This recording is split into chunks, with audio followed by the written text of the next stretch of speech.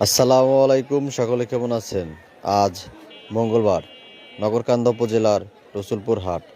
আজকে পেঁয়াজের দাম কত করে যাচ্ছে আপনাদেরকে জানিয়ে দেওয়া হবে।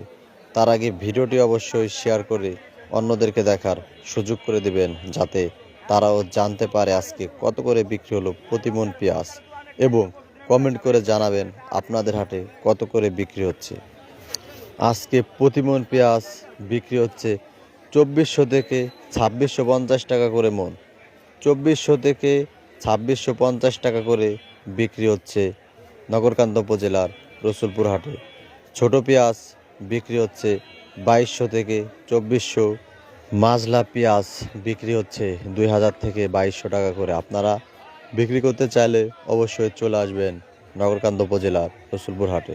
এই হাট মিলে থাকে প্রতি শনিবার এবং মঙ্গলবার। প্রতিদিন পেঁয়াজের বাজার আপডেট জানতে আইডিটি ফলো করে সাথে থাকুন। ধন্যবাদ।